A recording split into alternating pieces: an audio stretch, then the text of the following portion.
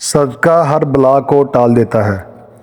مصر کا ایک امیر بزنس مین تھا، اس کی عمر 50 سال کے لگ بھگ تھی کہ اچانک ایک دن اس کو دل میں تکلیف کا احساس ہوا، اور جب اس نے قاہرہ کے سب سے بڑے ہسپتال میں اپنا علاج کرایا تو انہوں نے معذرت کرتے ہوئے اسے یورپ جانے کا کہا۔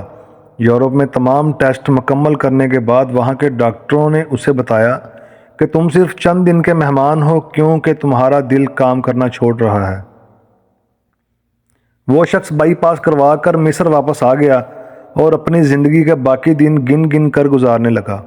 ایک دن وہ ایک دکان سے گوشت خرید رہا تھا جب اس نے دیکھا کہ ایک عورت کسائی کے پھینکے ہوئے چربی کے ٹکڑوں کو جمع کر رہی ہے۔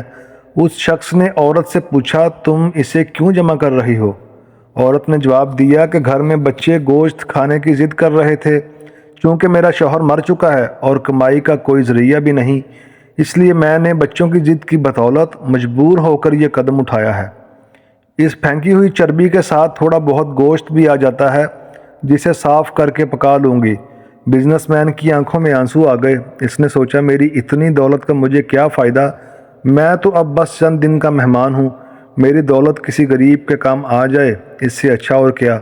اس نے اسی وقت اس عورت کو کافی سارا گوشت خرید کر دیا اور کسائی سے کہا، اس عورت کو پہچان لو، یہ جب بھی آئے اور جتنا بھی گوشت مانگے اسے دے دینا اور پیسے مجھ سے لے لینا۔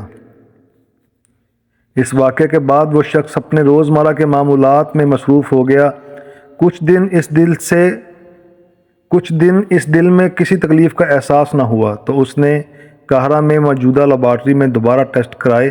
ڈاکٹروں نے بتایا کہ رپورٹ کے مطابق آپ کے دل میں کوئی مسئلہ نہیں ہے، لیکن تسلی کے لیے آپ دوبارہ یورپ میں چیک اپ کروا آئیں۔ وہ شخص دوبارہ یورپ گیا اور وہاں ٹیسٹ کرائے۔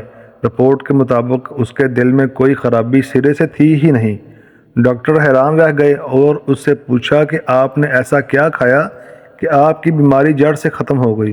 اسے وہ گوشت والی بیوہ یاد آئی اور اس نے مسکرا کر، علاج وہاں سے ہوا جس پر تم یقین نہیں رکھتے، بے شک میرے نبی صلی اللہ علیہ وآلہ وسلم نے سچ کہا تھا کہ صدقہ ہر بلا کو ٹالتا ہے۔